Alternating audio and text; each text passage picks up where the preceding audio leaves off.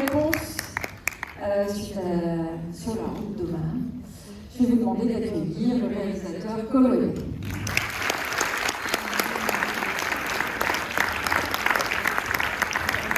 Sachez que je ne crois pas danser. Donc, je vais commencer par quelques questions et puis après je donnerai évidemment la parole au public. Il faudra juste lever la main et faire beaucoup de bruit parce que vraiment je ne vois rien. Donc on va commencer. Ah, okay. Ah, okay. Yeah. Please. Je voulais savoir quelle était en fait pas la réputation, mais disons l'image qu'avait cette loi New Haven. Et est-ce que vous pouvez un petit peu nous l'expliquer à nous Français qui sommes complètement étrangers de cette loi? Yeah, for Americans, the safe haven law has been in our social consciousness for a long time. We have 50 states with varying opinions about abortion and other laws, and there came a time where we were seeing an epidemic of babies being abandoned and in many cases left to die. And so each state adopted a safe haven law with the goal to protect the child. If the mother or the father, in most cases the mother who was not protected and didn't have the things that she needed, there was a way in which they could bring this baby to a fire department, or a hospital and leave the child without fear of being prosecuted. And so as Americans, we just kind of, most of us grew up with the knowledge of the safe haven law. C'est vrai que pour nous, aux États-Unis, c'est une loi qu'on a vraiment à l'esprit depuis un certain temps. En fait, on a 50 États qui composent notre pays. À chaque fois, il y a différents points de vue sur des questions comme l'avortement, mais on a vu en fait une crise d'abandon de nourrissons qui souvent étaient laissés pour morts. Et donc, un certain nombre d'États ont adopté cette loi comme une loi semblable à la Safe Haven Act, où souvent on autorisait les mères ou les pères, assez régulièrement plutôt les mères qui n'avaient pas les ressources nécessaires pour élever leurs enfants, à aller confier leur bébé soit à une caserne de pompiers, soit à un hôpital. Et en fait, le fait de laisser leur enfant faisait qu'ils ne risquaient plus de poursuites judiciaires. In 2008, Nebraska was the last state to create this law. And their government got together and said, how old is a child too old to be protected? And out of the kindness and goodness, they said, every child should be protected. So they put that word child on the law. What they didn't expect was what happened, which was these adolescents, these teenagers were dropped. And for 3 months, this law was in place. They quickly saw that people were driving and dropping them, and they reconvened and changed it for an age limit. Every other state already had the age limit. 10 days, 30 days, it was for infants. En fait, en 2008, donc, quand le Nebraska adopte cette loi, ce qui a eu de particulier, c'est que les législateurs n'ont pas mis en place de limite d'âge, en fait. C'est-à-dire qu'ils ont simplement écrit dans la loi que ça concernait les enfants. Et ils ne s'attendaient pas à ce qu'il y ait des adolescents, parfois, qui soient confiés comme ça par leurs parents. Et au bout de 3 mois, ils sont vite vus, en fait, que les gens venaient de partout dans le pays pour confier leurs adolescents. Et donc, ils ont ensuite dû rectifier la loi, c'est-à-dire mettre une limite d'âge, que ce soit 10 jours ou 30 jours, donc vraiment des nourrissons. Est-ce que vous avez eu, vous, accès à des témoignages? Alors, je sais qu'il y a très peu de cas comme ça sur des adolescents qui ont été abandonnés, mais est-ce que vous avez eu accès à des témoignages de parents qui avaient abandonné leurs adolescents? Est-ce que vous avez eu accès aussi aux adolescents qui ont été abandonnés? Ou est-ce que ce n'était pas du tout quelque chose qui vous intéressait pour faire le film? Yeah, this is a question I get a lot because there's this curiosity of how are these people. It often means that I feel like the film has done something.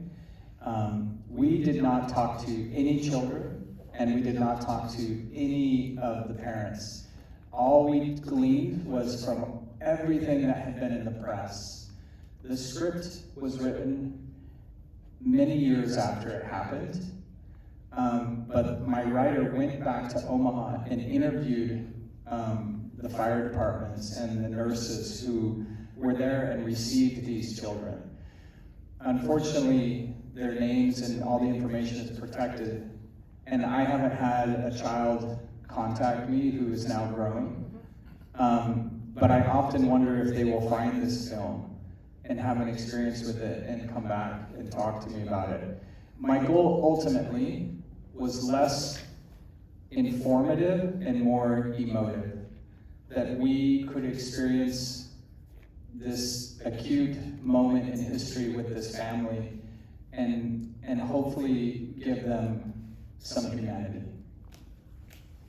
C'est vrai qu'on pose beaucoup la question. Je pense que cette curiosité quant à l'identité des gens qui ont commis ce genre d'acte, ça montre un peu l'impact que peut avoir le film. C'est vrai qu'on a rencontré, donc, pour développer le film, ni enfants ni parents. On s'est simplement appuyé sur ce qui avait été publié dans les médias, en fait, et le scénario a été écrit longtemps après les faits. Le scénariste s'est rendu lui-même à Omaha, a rencontré des pompiers, des infirmières qui avaient été confrontés à ce genre de situation, mais les noms des enfants comme des parents sont confidentiels. Je me demande d'ailleurs si certains de ces enfants, qui maintenant sont plus grands, vont rentrer en contact avec moi, mais ce qui me tenait à cœur avec ce film, c'était avant tout de montrer un peu cette expérience très précise, de ce moment très particulier dans l'histoire que traverse cette famille. Est-ce qu'il y a des questions?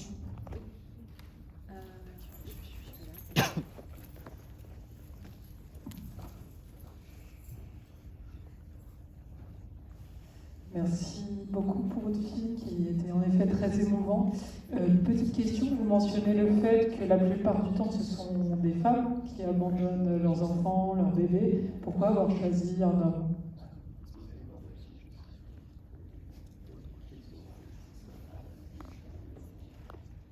Oh, actually, I misspoke if that's what I understood. It was both mothers and fathers.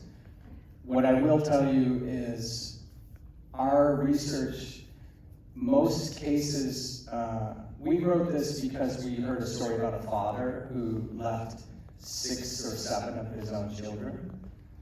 His wife died, he was in a crisis mentally, and he drove from California with all 6 or 7 of his kids. We know stories of mothers who could not get the care that their kids needed fast enough. And they saw that out of love, if I leave my child to the government, they will get the care faster than the government can provide it for me. So what I learned was, my first instinct was, how could a parent ever do this? But when you really looked into who these parents were, they had the world coming down on them, and they had no escape. And in some cases, it was safer for the child to be away from that home situation. And that's what my writer really wanted to explore with this father. En fait, dans les faits, ça a été à la fois des mères et des pères. En fait, ce qui a vraiment été le point de départ de nos recherches, c'était l'histoire de ce père dont on a entendu parler, qui a conduit ses 6 ou 7 enfants de Californie. En fait, il traversait une crise psychique après la mort de sa femme. Il ne pouvait plus s'occuper de ses enfants et donc il les a emmenés dans le Nebraska. On a aussi entendu parler de certaines mères de famille qui ne pouvaient plus s'occuper en fait, de leurs enfants, qui n'avaient plus les moyens. Et donc, c'est un peu un geste ultime d'amour, de se dire que le gouvernement serait plus rapide dans son action que s'il fallait que ça passe par le gouvernement qui aide les parents qui ensuite viennent au secours de leurs enfants. Mais mon instinct, ça a été de me poser la question de comment un parent peut faire ça. Et en fait, on voit que ce sont des gens qui ont le monde qui s'écroule littéralement autour d'eux, qui n'ont plus aucune issue et qui se disent que ce sera un moyen de mettre l'enfant en sécurité, en fait, de l'éloigner du foyer. Et c'est vraiment ce qui a parlé à mon scénariste. Hi. Thank you. Vous avez dit que vous avez tourné il y a 3 ans. Enfin, il y a 3 ans, John joue dans Past Life de Celine Song. Et pour moi, il est aussi bon que dans le rôle. Est-ce qu'au moment comment vous faites le casting de ce film? Vous l'avez déjà joué à l'intérieur ou pas? Et qu'est-ce qui vous attire dans son jeu? Et ensuite, quels sont les films auxquels vous avez pensé, ou bien les livres auxquels vous avez pensé durant la construction de ce film?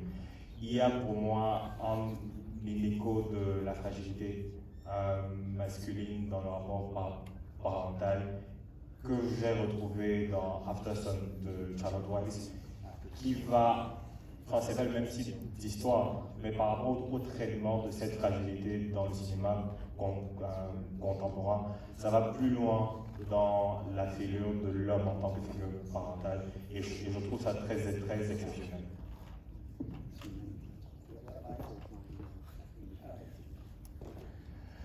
Wow, that was a lot. Beautiful. Listen, John Magaro is cinephile's American treasure. I love his work.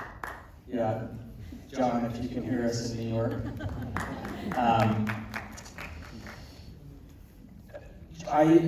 Now you see the movie, you know this father does a horrendous thing. He does something that is almost unforgivable in the trauma that those kids experience in that moment. I knew that I had to cast someone who very carefully could walk the line of that love and mistake, and not make us feel like we couldn't put ourselves adjacent to him. I'm not asking you to understand why, but that we couldn't experience, some of the living that he was giving that character. So when I saw First Cow, I thought, there is a man who can evoke empathy and beauty and femininity and masculinity. Then when I saw Past Lives, I knew he could balance this maybe anger or judgment and realness that wouldn't overtake the character, Alors, c'est vrai que John Magaro, je pense que c'est vraiment le chouchou des cinéphiles. Et en l'occurrence, le père dans mon film fait cet acte qui est impardonnable. Et je savais qu'il fallait trouver un acteur qui puisse être justement sur cette ligne de crête-là entre est-ce que ce qu'il est en train de faire est le geste d'amour ultime ou est-ce que c'est une erreur. Et je ne veux pas tant qu'on explique son geste, mais plutôt qu'on ressente l'état dans lequel il est. Et je l'avais vu déjà dans First Cow, et je m'étais dit que c'est un acteur qui arrive à faire ressentir une empathie très forte, qui est à la fois féminin et masculin. Ensuite, quand je l'ai vu dans Past Lives, j'ai aimé sa manière d'être comme ça sur cet équilibre entre la colère, une forme de jugement et de manière générale un état de vérité dans ce qu'il joue. When you talk about other films, of course, I watch a ton of movies and I know all those movies that you talk about. But I really tried to stop watching movies in preparation for this movie because I'm such a cinephile. I felt like they would just kind of become derivative of that stuff. And I turned to photography. I turned to photo books that I watched, like specifically Justine Kurland and Alex Soth, who had these incredible photo books of travel logs across the American West. And what those photos evoked to me through memory. Because I wanted this movie to have a timelessness, like when you watched it, it was like reliving a road trip through a photo book, in a sense. Now, masculinity, fathers, that is the reason I wanted to do this movie in many ways, was the perspective of a father doing this, and what, as a father, our role is to provide for our children. Is it security and finance, or maybe is it just love and a safe home, like a mother? And I thought that was a really interesting angle of Robert's screenplay. En ce qui concerne les références que j'ai pu avoir en tête en faisant ce film, en fait, j'ai essayé de ne pas justement voir trop de films pendant que je préparais le film, parce que je suis cinéphile, j'ai l'habitude de voir beaucoup de films, mais je ne voulais pas que ce film soit trop empreint de références, alors je me suis plutôt tourné vers la photographie justement. Des livres de photos, on a beaucoup étudié avec mon préparateur les images de Justin Kurland, de Alex Hoff, qui sont des photographes qui ont beaucoup pris de photos pendant des voyages sur les routes de l'Ouest américain. Et moi je voulais que le film évoque un peu cette sensation d'un souvenir, en fait, cette intemporalité-là, comme si on était en train de parcourir un album de photos. Ce qui était vraiment au cœur du film, c'était d'explorer les thèmes de la masculinité, de la paternité, qu'on soit du point de vue aussi du père, et de poser la question un peu de ce qu'est aujourd'hui le rôle d'un père. Est-ce que c'est d'apporter une sécurité, notamment financière, à ses enfants, ou est-ce que c'est de créer le foyer le plus aimant possible, comme on a l'habitude de voir le rôle de la mère? Il y a une question juste là. Hi, I have two questions. Congratulations for this movie. What is funny is that, like 3 years ago, John McGarrow was in the movie, but also won, I think, the best prize for the Deauville Film Festival. So I wanted to know first if you knew him before that, or if it motivated your choice to choose him as your lead character. And the second question was about the daughter, who is playing a role where she's quite mature because she doesn't say anything and we can't hear anything that is happening, you know, kind of like behind the scenes. But through her eyes, we see that she completely figures what is going on. And like the actress that plays Dara is very young, but she's aware of everything. And I just wanted to know how you worked with her to make her look so mature and so, you know, kind of like, I mean, she was guessing, I don't know like the adjective in English, but she was, you know, very self-aware. I don't know if it's the right term, but how do you work to make her look, you know, so smart and aware of the situation? Thank you. Deux questions. La première, c'était par rapport toujours à ce choix de John McGarrow, qui a été dans un film justement qui a été primé à Deauville. Est-ce que sa filmographie en fait a conduit à ce choix? Est-ce que vous l'avez vu dans tel ou tel film et c'est ce qui a informé votre volonté de travailler avec lui? Et le deuxième, c'est que votre collaboration avec Molly, qui joue Ella, elle a cette expressivité dans le sens où elle ne se doute pas forcément de ce qui est en train de se passer. Et pourtant, dans ses yeux, on voit qu'elle comprend. Comment vous avez travaillé avec cette jeune actrice qui est pourtant extrêmement mature? On a l'impression qu'elle a une perception très aiguë de qui elle est. You're talking about Leroy, Texas. Yeah, I forgot the title. Yeah.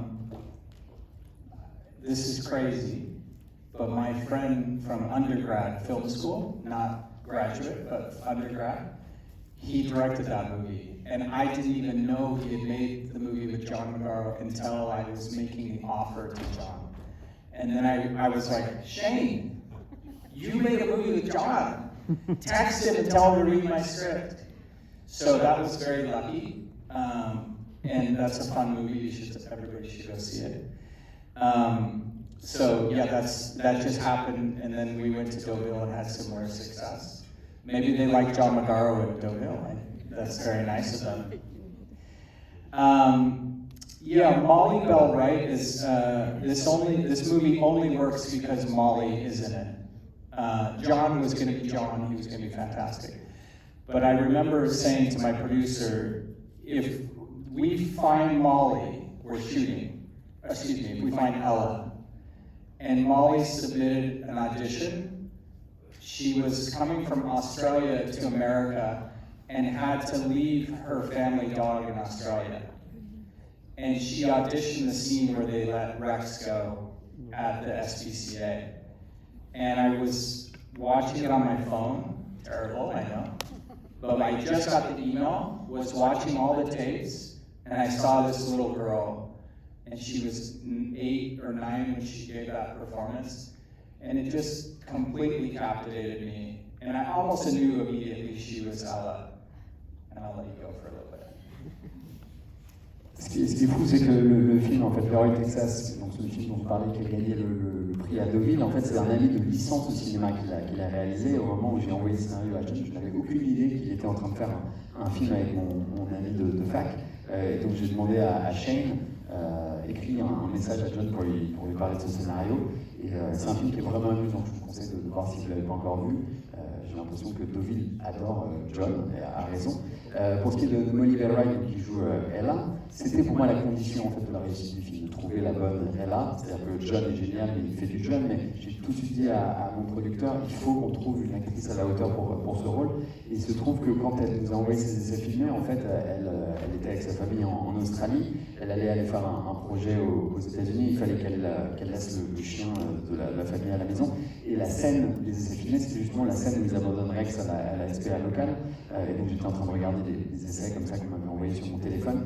Et j'ai été vraiment soufflé par ce qu'elle a proposé, c'est-à-dire qu'elle devait avoir 8 ou 9 ans à l'époque. Et j'ai été vraiment captivé par ces essais. Ella, Molly is British, so she's not even American, you know. So she's more of a trained actress in her little young age, and she came understanding kind of what the role required. And when you ask how did I direct her to do this stuff, blah blah blah.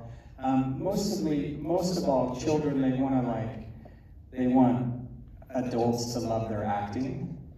And so it was a lot of deconstructing and just reminding her everything that she did in her eyes was enough. I had her watch the Irish movie A Quiet Girl. Do you guys know this movie? Very good. A performance by another child who I think is phenomenal and says very little words in that whole movie. And that was a trigger for Molly when she saw that performance, she understood. And I just kept saying to her throughout the movie, just relax your face. Just think. If you think it, I see it. If you think it, I see it. But that's just a little bit of it. She delivers a beautiful performance in this movie. And she understood that nuance of, if the line's here, I have to have 1 foot in childhood and 1 foot in adolescence. And she has to play mother, sister, daughter. And she loves that little boy in the movie, you know. And that was really important to have all of those things. She had the hardest job. Ce qu'il faut savoir, c'est que Molly, donc, qui joue Ella, est anglaise, elle n'est pas américaine, mais elle a déjà une formation de jeu malgré son très jeune âge. Et je pense qu'elle arrivait vraiment à comprendre le personnage. Je pense qu'il y a vraiment de la manière dont je l'ai dirigé. En fait, j'ai l'impression que les enfants acteurs, ils veulent impressionner les adultes à travers leur façon de jouer. Et souvent, on a dû vraiment baisser son jeu parce que ses yeux étaient suffisamment expressifs. Je lui ai montré un film qui s'appelle The Quiet Girl, qui est un film irlandais dans lequel il y a une autre performance géniale par une très jeune actrice qui a un rôle comme ça très taiseux. Et je pense qu'elle a très bien compris en voyant le film ce qui me plaisait dans cette performance. Et ce que je lui disais toujours sur le plateau, c'est détends ton visage. Si tu réfléchis, on le voit à l'image. Et elle a fait cette performance très forte tout en nuance, ce qui fallait qu'elle ait constamment un pied en enfance et un pied déjà dans l'adolescence. Ce rôle qui est à la fois être mère, être sœur et être fille. Et on sent vraiment qu'elle adore son petit frère. Est-ce qu'il y a une question? Oui. En introduction du film, vous avez dit que vous aimez particulièrement le public français, qui était peut-être plus attentif que d'autres. En effet, c'est un peu la particularité de votre film. J'ai trouvé avec beaucoup de détails dans les décors, beaucoup de choses qu'il faut regarder pour tout n'est pas dit, ou tout n'est pas dit tout de suite. Plus tard, on peut réussir à comprendre des choses un peu plus tôt grâce aux détails. Est-ce que vous nous parlez de ce travail de mise en scène, de ce travail notamment avec les équipes de décor, comment vous l'avez pensé en amont de ce film concernant ces détails? Well, what you described is the best part of directing a movie. Is you build this from the ground up. And I had an incredible script that had some of those details interlaced in there. And then I had an incredible cast. And some of those things were discovered in the edit. If you put this in front of that, you get that. But listen, I think I love movies that require my participation. And there was lots of discussions about how much backstory to include about our father. How come he doesn't have a job? Why is this the last resort? Has he talked to family? You know? And I think as a man, I wanted to ask all those questions where I wanted to fix it. And what I love about the script and the way that we interpreted it and I got to make it was, listen, at the end of the day, I wanted you to observe a human being who yesterday was a statistic and today they're a fully formed person, and that is the experience of the movie. And if you watch it, a lot of people have said they really enjoyed the second viewing better. And I found that to be interesting because the kind of trauma or the worry of what's going to happen was alleviated, and they got to just live in that car with them. And I didn't answer your question, but that's the answer. But that's what I love about the movie, is those small details accumulate into a fully formed, hopefully, family that I got to put on screen for you. Yeah? Is that okay? He's going to tell you. Alors, en fait, ce que vous venez d'évoquer, c'est à mon sens la meilleure partie de mon travail, c'est-à-dire qu'on a un scénario dans lequel il y a déjà plein de détails, ensuite les acteurs vont proposer leur incarnation, et au montage on s'aperçoit que si on met tel plan avant tel autre, ben, ça ajoute telle information, ça va nous faire ressentir telle ou telle chose, et moi j'ai adoré filmer justement tous ces détails. En tant que spectateur, les films que j'ai tendance à préférer, c'est les films qui me demandent d'être attentif, d'être actif. Là, notamment, on se posait beaucoup de questions sur quelle information il faut donner sur le passé du père, c'est-à-dire pourquoi il n'a pas de travail, pourquoi utiliser ce dernier recours, pourquoi est-ce qu'il n'a pas pensé à contacter par exemple des membres de sa famille. Moi, en tant qu'homme, face à cette histoire, je me pose beaucoup de questions, parce qu'on a tendance à vouloir trouver des réponses, à réparer les problèmes.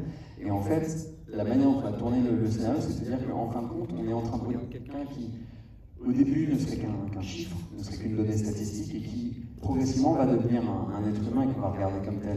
Et il y a beaucoup de membres du public qui m'ont dit qu'ils avaient préféré revoir le film parce qu'ils n'avaient plus en tête justement cette espèce de peur de qu'est-ce qui va se passer, et ils pouvaient se concentrer sur ces détails. Et à mon sens, c'est justement, alors je sais que je ne réponds pas exactement à votre question, mais c'est tous ces petits détails qui font qu'on sent, on croit à cette famille-là en fait. Est-ce qu'il y a une autre question? Oui. Oui. Ah oui, pardon, excusez-moi. Oui, enfin, moi personnellement, j'ai trouvé que le film, il s'arrêtait beaucoup trop tôt, parce que dans le fond, il y a deux parties dans le film. Il y a la première partie qui est le gentil papa, donc avec ses deux enfants. Alors bon, il abandonne d'abord le chien, et puis après, hop, il abandonne ses enfants, et puis après c'est terminé. Alors qu'en fait, ce qui excite la curiosité, c'est dans le fond, moi ce qui m'aurait vraiment intéressé, c'est de voir plutôt, il y aurait une deuxième partie, c'est, voilà, il y a l'abandon, et après concrètement, qu'est-ce qui se passe, quoi, quel est l'impact, qu'est-ce que ça fait pour un père d'abandonner ses enfants, parce que là, je dirais ça se termine un peu en queue de poisson, vous voyez. Et alors après, on a l'explication très rapide, les 35, etc. Et donc, hop, on reste un peu sur sa fin, quoi. D'ailleurs, ce film, disons que moi j'attends une deuxième partie, c'est là où il y aurait vraiment une performance d'acteur. Qu'est-ce que ça fait pour un père d'abandonner ses enfants? Donc là, c'est un peu esquivé. Et c'est marrant parce qu'en fait, vous parlez souvent de la Is he going to finance this? Est-ce que vous êtes prêt à financer la suite? Yeah. Non, c'est intéressant parce qu'en fait, vous parlez souvent de la frustration des spectateurs, non pas peut-être parce qu'ils veulent savoir plus, mais c'est parce qu'en fait, ils veulent trouver des coupables, savoir ce qui s'est passé. Le film, il se fait beaucoup de questions, c'est vrai. Vous vouliez aussi dépolitiser la chose, vous ne vouliez pas montrer du doigt qui sont les responsables de ces situations catastrophiques.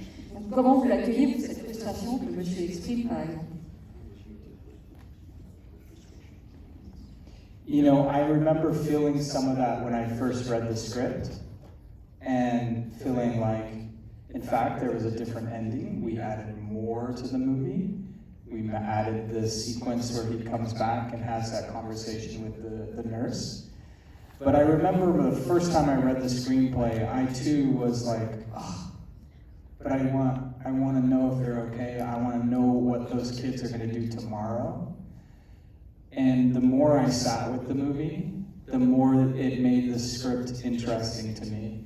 That I would walk away having done my part to humanize this family and hopefully build them in a way that when we walk out and our neighbor and our friends or our enemies have experiences in life, we can look inward and maybe see them more as human and less as a statistic. So I'm not going to give you an answer that you like. I think ultimately I was excited about making a story that began with getting in the car and ended when they arrived at their destination, and allowed you to deal with the aftermath. The French, there they are.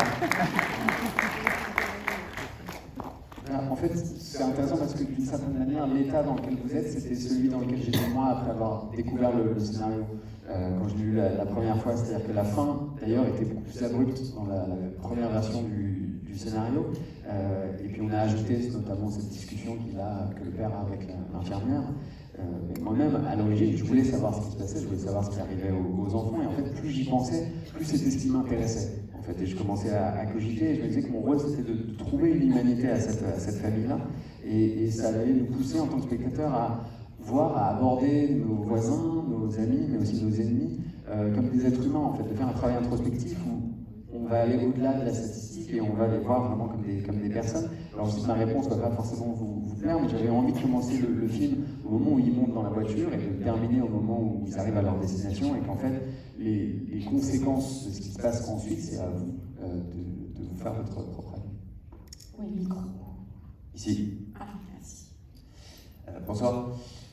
Il y a un moment qui m'a marqué et j'aurais voulu savoir si ça s'était juste inscrit dans le script ou si c'était une thématique que vous vouliez aborder. Safe Haven, nous en tant que Français, on ne peut pas le connaître, mais ce que l'on peut connaître, c'est la place qu'un enfant a pour s'épanouir, parce que la place d'un enfant qu'il a pour grandir, donc le foyer, l'argent, tout ce qui permet d'avoir un enfant, ça c'est évidemment nécessaire, mais la place que peut avoir un enfant pour être un enfant, et vous avez parlé du rôle de Maudit qui était très important, et justement c'est un rôle qui m'a marqué juste au moment où il lui dit, je crois qu'il lui dit grandis, tu as 10 ans, tu ne peux plus agir comme ça, et on voit que justement elle prend un peu cette place peut-être du parent absent, ou voilà, en tout cas elle n'a pas sa place d'enfant qu'elle doit avoir. Est-ce que c'est une thématique que vous avez voulu aborder, ou ça c'est juste inscrit naturellement dans l'histoire de la famille?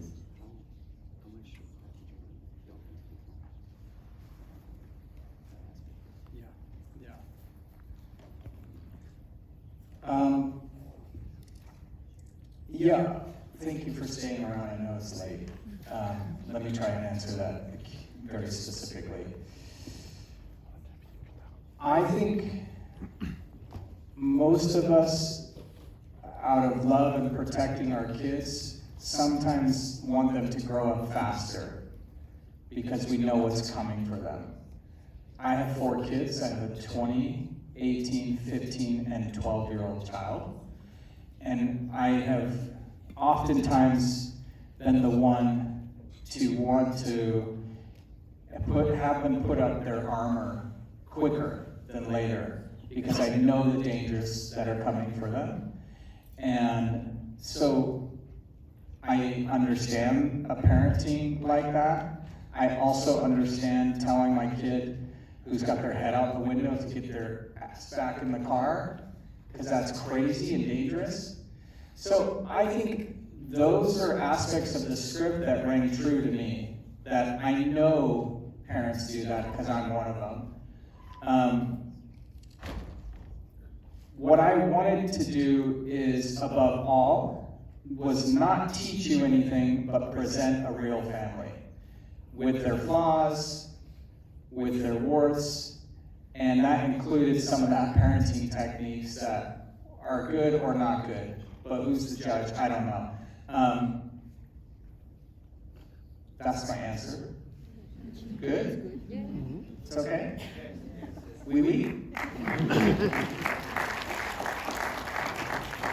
En fait, je pense que pour beaucoup d'entre nous, en tant que parents, on a parfois envie que nos enfants grandissent plus vite que nature, parce que on sait qu'il y a des dangers qui les attendent à chaque tournant. Et moi, j'ai 4 enfants qui ont 20, 18, 15 et 12 ans, et j'ai envie qu'ils s'équipent plus vite face aux dangers de la vie, parce qu'il y a beaucoup de choses qui les attendent. Et donc, par exemple, un enfant qui va sortir sa tête de la tête de la voiture, je vais avoir tendance à lui demander d'être beaucoup plus conscient, parce que je sais qu'en tant que parent, il y a un danger à faire ça, et donc parfois moi-même en tant que père, c'est un peu l'attitude que je vais avoir. Et donc ici, voilà, il a fallu imposer des limites, mais dans le film, ce qui me tenait à cœur, c'était surtout en fait de mettre à l'écran une vraie famille avec ses défauts, avec ses dynamiques, de montrer des habitudes parentales, qu'elles soient bonnes ou mauvaises. Ça, c'est à vous de trancher. Bonsoir, merci pour le film. Du coup, j'avais une question sur la réalisation d'un road trip. Est-ce que c'est un territoire que vous connaissiez ou est-ce que vous l'avez découvert avec le scénario, puis pendant les repérages, définir les décors qui vous intéressaient de filmer, notamment celui-là qu'on voit sur l'affiche, de savoir si c'est quelque chose que vous connaissiez de base ou que vous aviez découvert après la lecture du scénario et puis pendant les repérages. Yeah, I live in Utah, so I live about an hour and a half from the Salt Flats. So I'd been there many times, and I knew most of the journey to Nebraska and Omaha, but so many of those locations were me, the writer, and the DP driving around. We did the road trip from the home to Nebraska and back. To find all those locations, and they really are on the pathway. And to me, I couldn't see the movie until I saw the road trip. And so we jumped in my truck, and we drove, and we stopped at these motels, and we stayed there. But what's even more interesting is Robert, when he wrote the movie 12 years ago, he put his two kids in the car that were 9 and 6, and he wrote the movie as he traveled to Nebraska. And that, so much of the would you rather jokes, those things, that was all part of what he heard from his kids in the backseat. You know, so this movie truly was structured through real world experience on a real road trip and then manifest in these great, you know, locations and stuff. Alors, en ce qui me concerne, je vis justement dans l'Utah, à 1h30 notamment de là où se trouvent ces marais, là, que vous voyez sur l'affiche. Donc, je connaissais la plupart des décors, mais cela dit, avec mon chef opérateur et mon scénariste, on a fait donc, tout un travail de repérage. On a fait un aller-retour de chez nous jusqu'au Nebraska en empruntant la même route que le font les personnages du film. Et d'ailleurs, en fait, les lieux sont vraiment les uns après les autres sur cette route-là. Et c'est vraiment ce qui m'a permis de visualiser le film que j'allais faire. On était dans mon van, on a dormi dans les mêmes hôtels. Et il faut savoir que Robert Machel, qui a écrit le scénario, la première version date d'il y a 12 ans, et à l'époque, ses enfants avaient 9 et 6 ans. Et il a vraiment fait ce voyage-là avec ses 2 enfants sur la banquette arrière, et il écrivait le film au fil de la route, et il y avait beaucoup d'éléments de dialogue, par exemple le tu préfères, qui était vraiment verbatim, des choses qu'il entendait derrière nous. Et il y a une dernière question ici. Bonsoir. Moi, je voulais juste vous demander, qu'est-ce qui a été le plus dur pour vous dans la réalisation du film, que ce soit mental, technique, je sais pas, ce que vous voulez.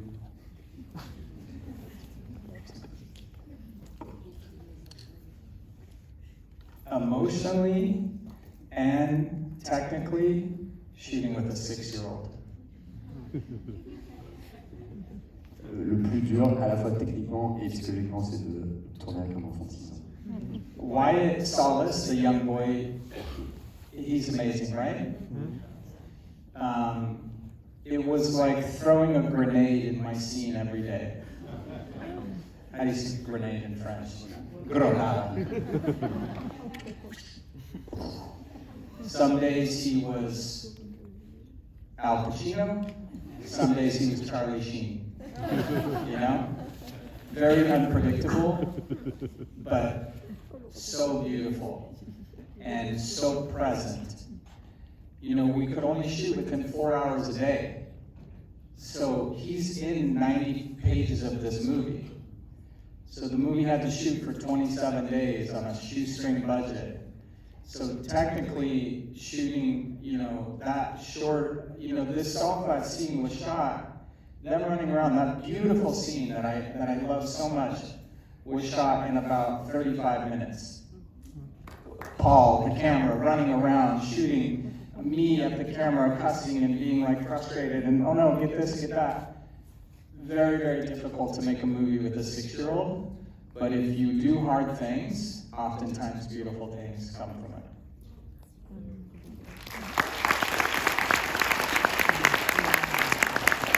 Est-ce qu'on compte pour Wyatt Salas qui joue Charlie, je pense qu'on est tous d'accord pour dire qu'il fait une très très belle performance, mais en l'occurrence, j'avais l'impression à chaque fois de lancer une grenade découpée sur mon plateau.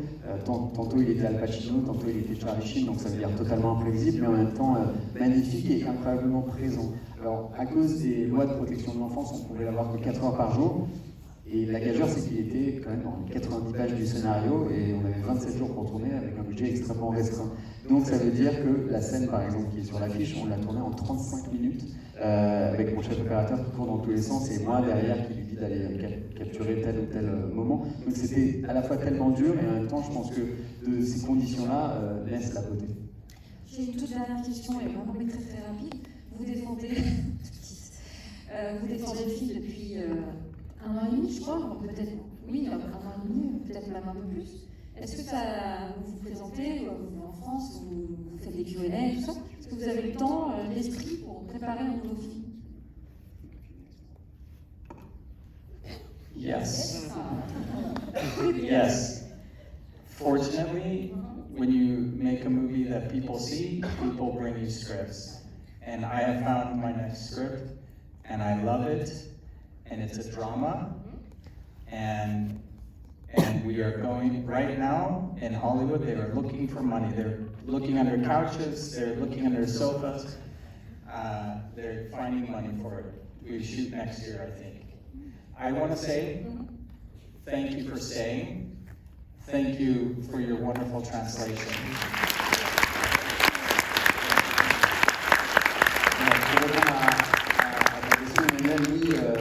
Heureusement, l'avantage en fait quand on fait un film depuis le début, c'est qu'on nous envoie des projets. Donc j'ai trouvé mon prochain projet qui sera un drame. Là, Hollywood est en train de s'agiter pour trouver dans les moindres recoins, sous les canapés, etc., un peu d'argent pour qu'on fasse le film. On le tournera l'an prochain. Merci à vous d'être restés. Merci beaucoup. On a